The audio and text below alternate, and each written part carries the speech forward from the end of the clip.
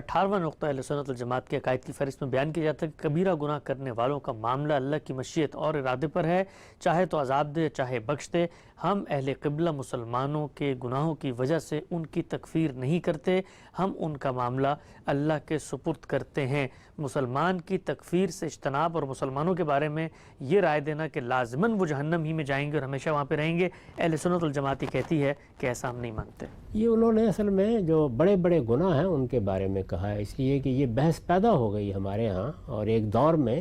یہ بحث بہت مناظروں کا موضوع بھی بن گئی کہ ایک شخص مسلمان ہے، اپنے آپ کو مسلمان کہتا ہے، اللہ کو مانتا ہے، اللہ کے پیغمبروں کو مانتا ہے، لیکن عمل کے بارے میں صرف کوتاہی ہی نہیں کرتا بلکہ کبیرہ گناہوں کا ارتکاب کرتا ہے۔ یہ ہم جانتے ہیں کہ جو بڑے بڑے گناہ ہیں وہ کیا ہیں، یہ ہم جانتے ہیں، یعنی جن چیزوں کو اللہ نے حرام قرار دیا ہے جب ان کا کوئی آدمی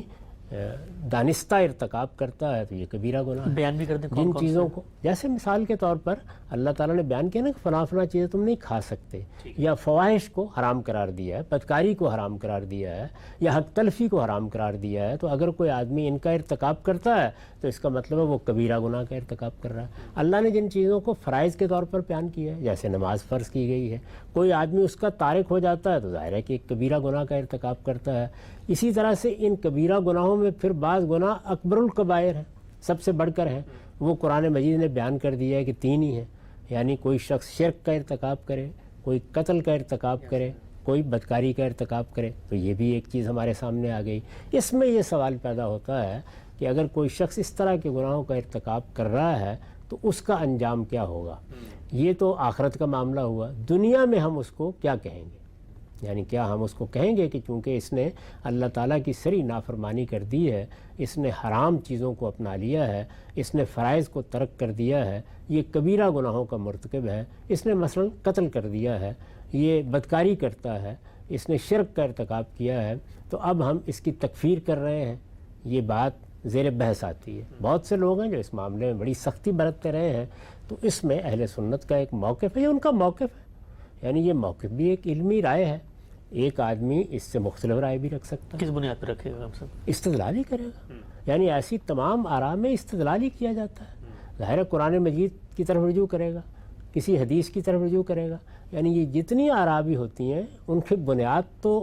قرآن ہوگا یا کوئی رسالت مآب صلی اللہ علیہ وسلم کا ارشاد ہوگا، اس کے فہم میں اختلاف ہو جاتا ہے۔ اب مثال کے طور پر یہ دیکھیے کہ میں نے اپنا نقطہ نظر بیان کر دیا ہے کہ تکفیر کا کوئی سوال ہی نہیں،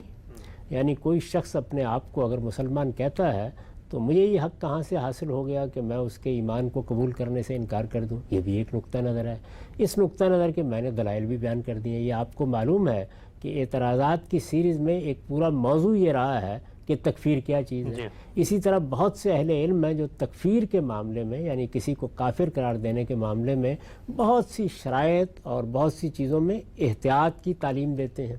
اور یہ کہتے ہیں کہ اگر کسی شخص کے عقائد میں، نظریات میں کوئی خرابی نظر آ رہی ہو اور 99 چیزیں اگر آپ کو بتا رہی ہوں کہ یہ تو بالکل کفر ہے، یہ تو بالکل فسق ہے، لیکن کوئی ایک چیز بھی ایسی ہے کہ جو ایمان پر دلالت کرتی ہے تو ہمیں تکفیر نہیں کرنی چاہیے، تو اس کا مطلب یہ ہے کہ اس میں بہت کچھ آراء بن جائیں گی۔ اس میں میں اپنا نقطہ نظر بیان کرنے کا حق رکھتا ہوں، آپ اپنا نقطہ نظر بیان کرنے کا حق رکھتے ہیں۔ اہل سنت کا یہ نقطہ نظر بھی اگر غور کر کے دیکھیں تو اسی کی فرع ہے جس کو میں نے ایک اصول کے طور پر بیان کیا۔ کوئی حرج کی بات نہیں، وہ یہ رائے رکھتے ہیں، اچھی بات ہے، لیکن پھر وہی بات کہ اس کے لیے بھی یہ جگہ موضوع نہیں ہے۔ بس آپ اپنا نقطہ نظر بیان کر دیجئے، اس نقطہ نظر کے دلائل بیان کر دیجئے، مسلمانوں میں سے جو لوگ ان دلائل کو قبول کریں گے یہ بڑی خوشی کی بات ہوگی کہ ان کی بڑی تعداد قبول کر لے، لیکن اگر نہیں قبول کرتے تو اس کی بنیاد پر ہمیں دوسروں کے معاملے میں کوئی رائے نہیں قائم کرنی چاہیے۔ ٹھیک ہے صاحب، آخری سوال آپ کی خدمت میں، اگر کوئی شخص اس طرح سے کبیرہ گناہ کا ارتکاب کر رہا ہے، دین کے جو مثال کے طور پہ مسلمات ہیں جو کچھ قرآن میں بیان ہو گئے، کسی چیز کا انکار کر رہا ہے اور تعویل کے لیے نہ اس کے پاس قرآن کی آیت ہے نہ کوئی روایت ہے، وہ کوئی اپچ ہے ذہنی، وہ کہتا ہے کہ جی مجھے تو خواب آیا تھا یا مجھے کسی نے آ کر یہ بتا دیا ہے، تو وہاں پر تو استدلال کے لیے اس کے پاس کچھ نہیں ہوگا، تو پھر ہم اس کو وہ لیوریج، وہ گنجائش کیسے دیں گے؟ نہیں، استدلال تو وہ کر رہا ہے نا، جس چیز سے بھی کر رہا ہے اس کی غلطی واضح کریں گے اس پر۔ یعنی خواب آ گیا تو یہ بھی اصل میں استدلال ہی ہے نا۔ ٹھیک، وہ یہ کہتا ہے کہ مجھ سے ملائے اعلیٰ نے رابطہ پیدا کر لیا ہے، یہ بیوقوفی ہو سکتی ہے، یہ حماقت ہو سکتی ہے، یہ کوئی ذہنی خلجان ہو سکتا ہے، تو اس کو دور کیا جائے گا۔ یعنی مجھے یا آپ کو آخر آگے بڑھ کر اس کو مسلمانوں سے نکال کے کسی دریا میں پھینکنے کی ضرورت کیوں پیش آ گئی؟ ہمارے لیے یہی موزوں بات ہے کہ وہ ہمارا بھائی ہے، ہمارے اندر آ چکا ہے، کہہ رہا ہے کہ میں مسلمان ہوں، تو اس کو سینے سے لگائیں گے، اور جہاں کہیں کوئی غلطی ہے وہ دلیل کے ساتھ اس پر واضح کریں گے۔ اس سے آگے ہماری کوئی ذمہ داری نہیں ہے۔ یعنی یہ دعوت کا موضوع ہے چیزیں، یہ جتنی چیزیں ہیں، جتنی آپ بیان کر رہے ہیں، ایک ایک کو دیکھ لیجئے، اگر ان میں کچھ لوگوں نے غلط رائے اختیار کی ہے تو یہ دعوت کا موضوع ہے، یہ فتوے کا موضوع نہیں۔ اچھا، بڑا اہم نقطہ ہے، دعوت کا موضوع ہے، فتوے کا موضوع نہیں، اور محبت سے، اسی متاع درد و سوز سے اگر ہم ان کو دعوت دیں گے تو امکان ہے کہ شاید وہ ہماری بات کھلے ذہن اور کھلی آنکھوں کے ساتھ سنیں گی۔